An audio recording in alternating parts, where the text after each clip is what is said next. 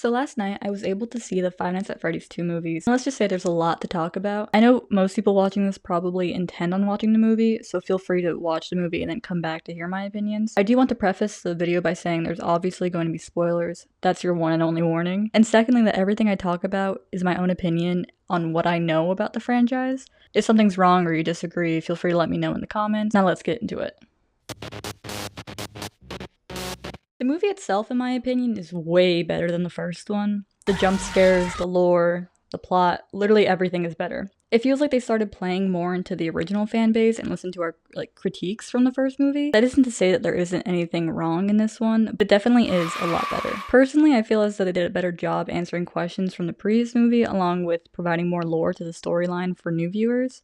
The plot itself makes a lot more sense in this movie, but that may just be because we've seen the first one and it's a continuation of it. I will say they really played into the original game, which definitely helped the movie feel more FNaF-y. The movie itself starts off with a flashback of the original location, with the toy animatronics, and this is where we meet Charlotte Emily, Henry Emily's child. We know from the games that she became, one with the puppet, but the way they do it in the movie is completely different. Charlotte is sitting alone in the front of the stage waiting for the marionette to come out, but child Vanessa, yes, Charlotte and Vanessa are the same age here, goes over and convinces her to join the rest of the kids at the birthday party. Charlotte notices the spring Bonnie suit being used to lure a kid into the back, and then Charlotte goes around to ask the parents for help, but none of them seem to care or believe her. This is an essential part for the storyline of the movie, and honestly helps explain the original game, I feel like. She follows the boy where she finds him laying face down in the kitchen with Spring Bonnie cleaning himself behind him. She somehow manages to sneak past him, grab the kid that's literally the same size as her, and then carries him all the way to the main stage, where the parents finally notice her and she falls onto the floor, revealing her stab marks. She then falls through into a trapdoor onto the stage, which opens up to show the puppet coming up with Charlotte in her arms. We obviously know that this is entirely different from the game. In the game, the puppet is designed to keep her safe after Henry gets a hunch about William's murder spree, and then Charlie gets locked out of the pizzeria, murdered, and then becomes one with the puppet because remnants or something. I honestly kind of prefer the movie version just because it answers a lot of our questions. For example, this gives us a reason as to why Cam 6 is disabled. If movie lore follows game lore, which we aren't 100% sure of, this means that Afton disabled the camera because that's the room where he gets his victims. This would make sense. I don't see why the logic wouldn't apply to the games, but we can't really say if it's canon or not. They transitioned to present day by doing the most iconic cinema known to man. The title screen, it's the same choir of kids from the first movie, but now instead of the animated animatronics, they put up a ton of newspapers that talked about the incident with Charlie. I honestly loved that they did this. It reminded me a lot of the newspaper clippings we saw at the start of each night from the game, which is a fun little nod for the OG players. But it also helped provide some context for new viewers of the franchise. The first half of the movie is pretty much Mike and Vanessa giving context to what happened after the first movie, and Abby missing the animatronics. There's one scene where we get to see Vanessa's dream, and we're kind of in a flashback/dream state, sort of how Mike was with Garrett and that whole dream theory thing. And we see Vanessa confronting William about how she's not scared of him and all that. But while she's running away from him, we see a glimpse of Circus Baby. And honestly, that was absolutely beautiful. It gives us a good idea as to where the movie series may be going next in terms of storyline. The animatronic for Circus Baby itself looked amazing and pretty game accurate, although we only really see her for a few frames before Vanessa wakes up. If you watch the first movie all the way to the end, you probably remember the puppet song playing and then the whole spelling out of the name, the come find me thing. Well, I believe it was theorized probably by Matthew Patrick that we were being talked to from the fast talker thingy,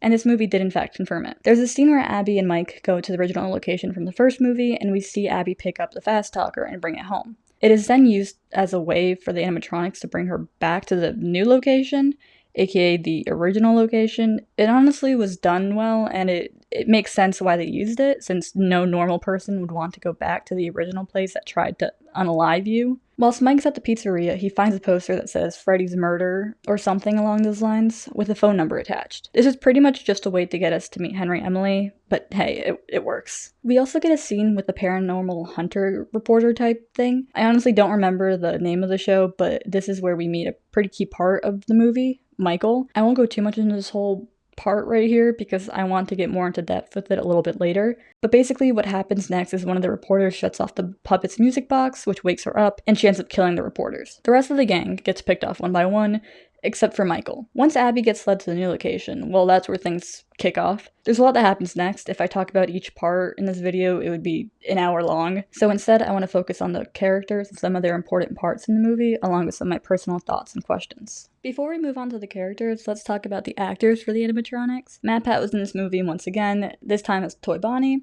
He didn't really have a lot of lines, and you could barely tell it was him since his voice was pretty animatronic-ified, but still really cool to see he's still being the most retired person. I know a lot of people were iffy on them casting Megan Fox, but she honestly did a really good job of Toy Chica.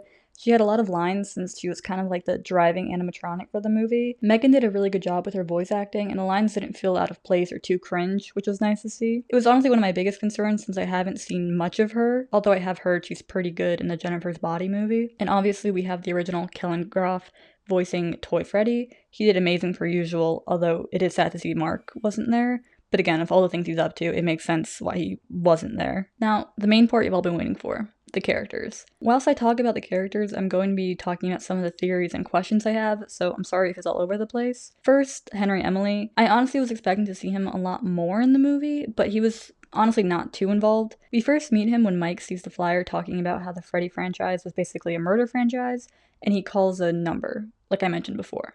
This basically just leads us to Henry, who talks about how he knows the murder was on purpose and gives Mike some context to the location. It basically is just used as a point to get Mike to the restaurant. I do think the main reason we had Henry Emily in the movie was so we could recognize him in future movies, if that makes sense. The music box was mentioned pretty minimally. In the beginning, we see the reporter girl turn off the music box, which was the reason the puppet escapes in the first place, but we also see it when Mike saves Abby from the puppet. I think it was a nice reference to the game, but I did wish we talked about it a bit more. Henry tells Mike that the music box was used to help Charlotte fall asleep when she was a baby, and then Vanessa randomly brings the same music box to the puppet / Charlotte after she's first killed, and then Mike has his first genius idea to use it against the puppet in the scene where she takes over Abby. Again, I can see why it was only a minor plot instead of a major plot for movie's sake, but it would have been fun to see more of it, especially since Mike stops it like immediately after the puppet exits Abby, but the puppet doesn't come back out. They also leave the giant question of where does the puppet go after it exits Abby, and if the music box isn't playing, what's stopping it from taking over Abby again, since we saw that without the music box, she almost automatically comes out. I don't really know how he keeps her away, but I guess it's just movie magic. The real star of the show, the puppet or the marionette or Charlie, whatever you want to call her, was honestly half and half for me. The actual puppet design was really well done, and I liked the whole plot with her on the trapdoor / windy gear thing. Although I didn't really like that they made her more human, if that makes sense. Let me explain. Her first reveal was beautiful, the way she brought up Charlotte after she fell down. It was our first look at her design. However, after she kills the reporter girl, she takes on the appearance of the girl just with her usual mask makeup on. I can see why they did it for the movie. I guess it would just make more sense and made her more of a character than the others. But it was just weird and hard to explain whenever she like morphed in and out of people. The puppet was so brutal in the movie, like a lot more than the game. But again, it made sense for the plot of the movie. Like I mentioned before, the whole reason for her villain arc is the parents. She blames them for not caring when she was asking for help, which is valid, but she just goes after any adult pretty much. There's a whole other chunk of the puppet, but I want to wait until Vanessa to talk about it. The animatronics themselves were really well done. I really liked all their designs, although there are a few things I want to talk about more specifically. Obviously, I talked about Circus Baby before. She didn't get much screen time, but she looked really well done like the others. My favorite, Mangle, was amazingly done. She was horrifying in the movie. My only complaint is that she only got like 10 minutes of screen time, which makes sense because she's not really a part of the main plot, but overall, 10 out of 10 for her design. The other three toy animatronics were game realistic and pretty vicious as well. With their animatronics looked pretty cool. We did see Shadow Bonnie for a few frames when Mike was in the office, which was awesome to see.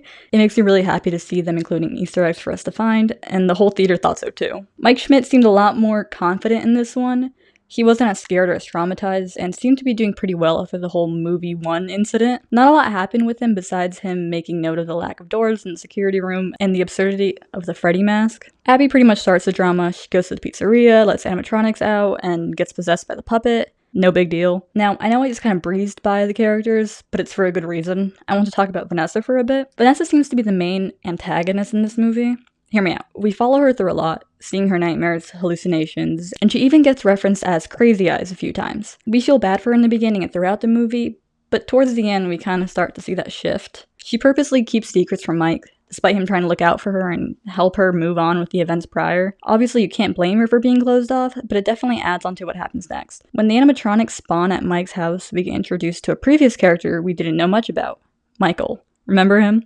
Well, this is where the whole movie switches and where my jaw was literally on the floor. It is revealed that Michael is Michael Afton, meaning that Mike and Michael are not the same people game-wise, if that makes sense. I knew that in the first movie, that was a question I had leaving. This version of Michael seems to be pretty evil, trying to continue his dad's work. I don't know if it was just me, but in the game, I thought Michael Afton was more or less trying to reverse his dad's actions, especially after killing his brother. Was that the bite of 87? To see him like this, wanting to hurt more people, was kind of a curveball. He asks Vanessa to join him and help him, but Vanessa refuses. After the whole fight with the toy versus original animatronics ensues, Mike tells Vanessa to stay away from them. In the end, we see Vanessa looking menacingly at him and then gets possessed by the puppet.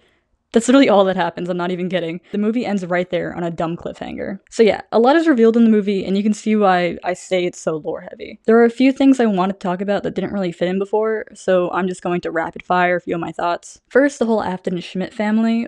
Why didn't Vanessa mention she had other siblings, and why didn't we see them before? If we know her and Michael are siblings, does this mean that they have a sister and brother that are also named Elizabeth and Garrett? If so, how the hell does she not mention that when she meets Mike? I feel like that's a pretty big part of talking about your dad who's also a murderer, is like talking about your siblings who may or may not be evil and also got taken by animatronics.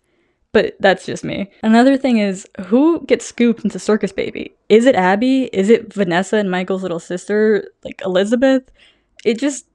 I guess it's something that's going to be answered in the next few movies, hopefully, because they did show us Circus Baby, so it would be kind of something dumb to tease and not show. There was something else that I noticed. Circus Baby's eyes were green instead of blue when we saw her, which means that she is possessed. But if so, wouldn't that mean that her sister is in there? It's very confusing, I think. Again, I don't know if it follows game lore or not, but either way, it's a lot, and I really hope they, talk about it in the next few movies. Another thing I had a question about was, if now we know that Mike Schmidt and Michael Afton are not the same people, because I know in the first movie a lot of people were saying that Mike Schmidt and Michael Afton were the same people. Does this mean that Mike Schmidt and Abby are out of the franchise? Will we focus more on the Michael Afton and Vanessa story? And if so, how is that gonna go? Because again, in my opinion, I felt like in the games, Michael was a lot more of a savior, if that makes sense. He was trying to undo everything his dad had done. And now it just seems like he wants to hurt more. And if so, how is that going to go with, the next few movies? And how is that going to be portrayed? And how is it going to make sense? And where will this take us lore-wise? I did see a few people talk about on TikTok how the movie's trying to, incorporate more of the book and the game. But, it's just so much. If we're following game logic, but also book logic, but also movie logic, where does that leave us story-wise? Also, the animatronics from the original movie come back to help fight off the toy animatronics, which was a bit odd.